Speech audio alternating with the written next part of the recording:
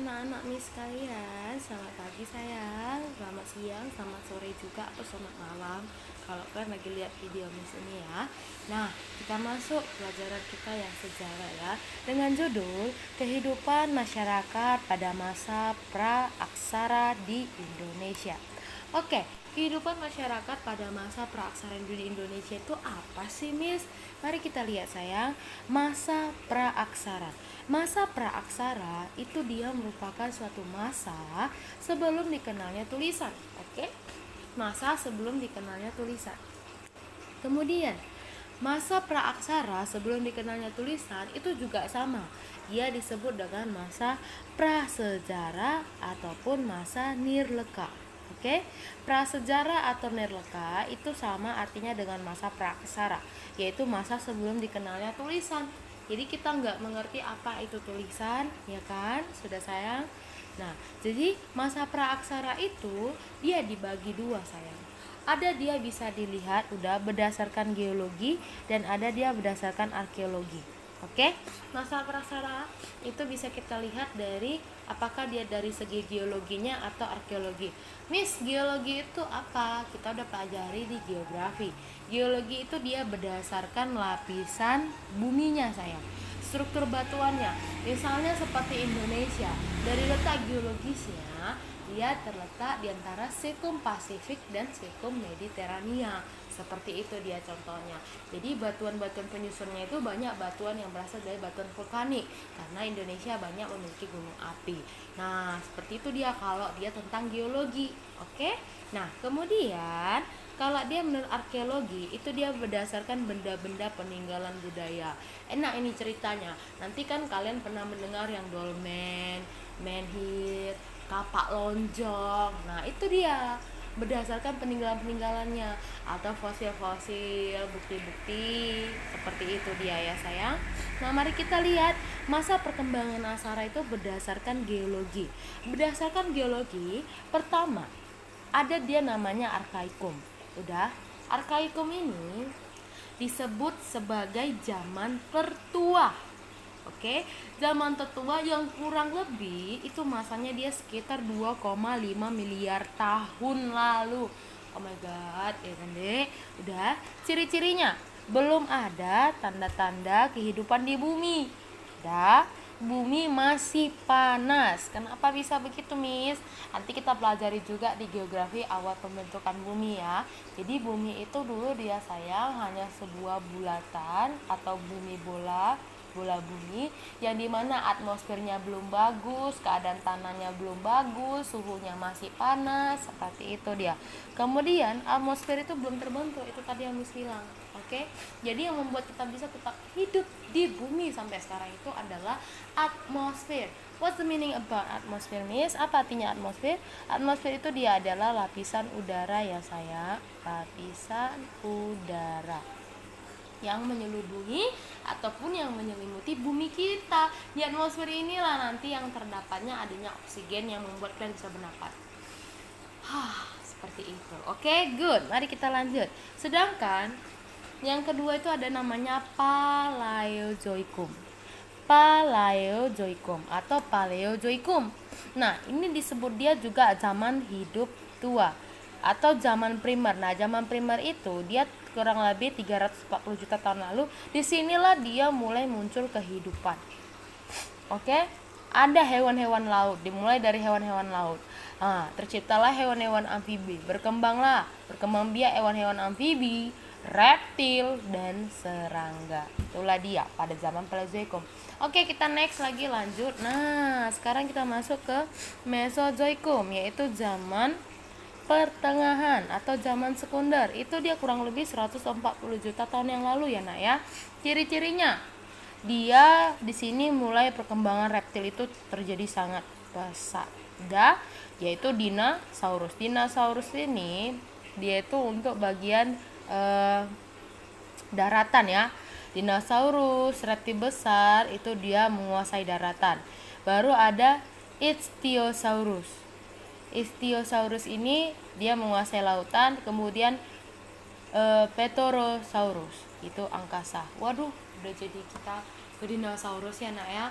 Keren. Oke, enak ini sejarah sayang. Kalau dipelajari kamu bisa mengetahui semuanya. Mari kita lihat lagi.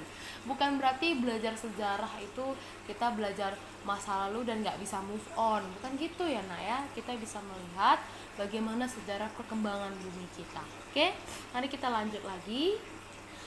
Masuk kita yang keempat, yaitu ada Neozoikum. Neozoikum ini dia kurang lebih 60 juta tahun yang lalu. Udah, dimana Neozoikum ini terbagi lagi sayang.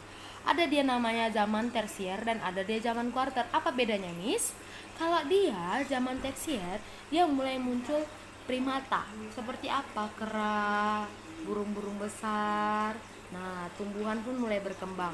Kemudian zaman tersier ini ada dia zaman Paleosen, Eosen, Oligosen, Miosen sama Pliocene. Jadi kalau ada soal, oke, kita lanjut lagi. Kemudian kuarter.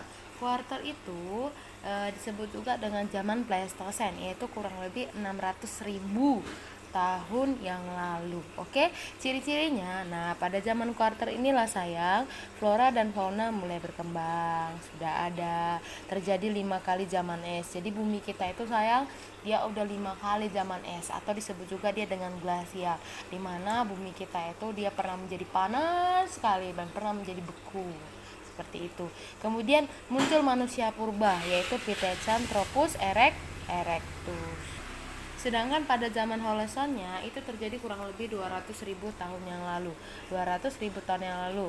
Udah, dimana ciri-cirinya itu berkembangnya manusia modern seperti manusia seperti sekarang. Begitulah dia. Gampang ya nak ya.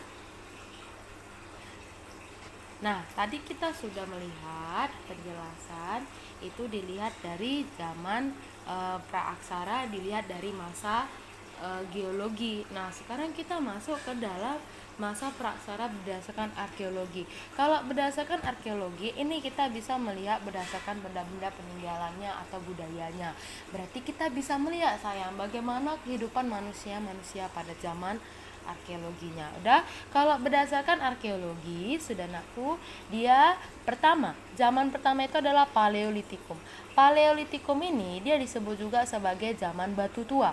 Udah, zaman batu tua ini itu adalah masa berburu dan meramu, di mana manusia purba di sini masih melakukan kegiatan masanya itu berburu dan meramu. Jadi mereka untuk bisa memenuhi kebutuhan hidupnya, mereka harus makan. Bagaimana cara mereka memperolehnya? Mereka harus berburu sayang. Oke, nah ciri-cirinya hidup dalam kelompok kecil. Jadi manusia purba itu mereka memiliki kelompok-kelompok kecil dan mereka masih nomaden. Nomaden itu apa? Hidupnya masih berpindah-pindah tempat ya nak ya.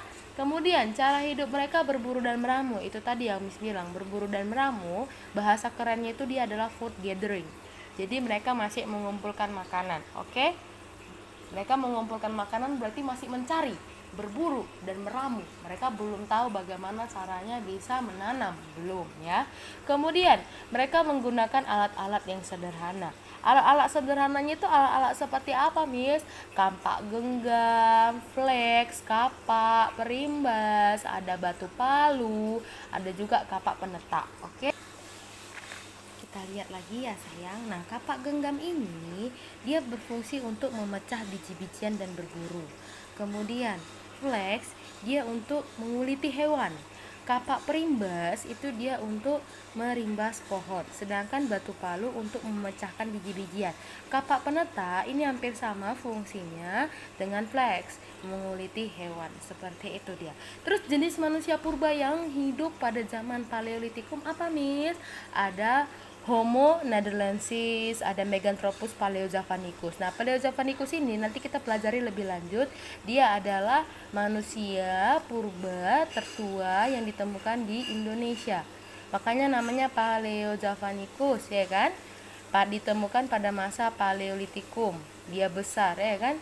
Javanicus di Jawa. Oke, seperti itu sayang, gampang ya. Nah, kemudian ada manusia Homo silensis dan Homo wajakensis. Itu sudah ada pada masa Paleolitikum. Oke, sekian dulu pembelajaran dari Miss. Sikit-sikit aja kita, tapi kamu mengerti. Dan kalau ada yang tidak mengerti itu boleh ditanyakan sama Miss. Jadi tugas kalian di rumah apa? Ayo kalian cari masa praaksara berdasarkan arkeologi. Jelas ada di catatan. Kalian mau Miss buat seperti ini sayang. Paleolitikum. Oke? Paleolitikum. Oke? Paleolitikum itu habis masa zaman Paleolitikum, zaman apa lagi sayang? Ada dia nanti Mesolitikum. Kamu buat nanti. Yang kedua, Mesolitikum. Misalnya seperti itu. Terus Mesolitikum ciri-cirinya seperti apa? Alat-alatnya apa? Jenis manusia purba di dalamnya apa? Lanjut lagi. Ketiga, ada Neolitikum sampai Megalitikum sampai ke zaman perunggu dan zaman besi. Oke, itu tugas kalian dulu ya sayang, nggak banyak kok ya nak ya, semangat.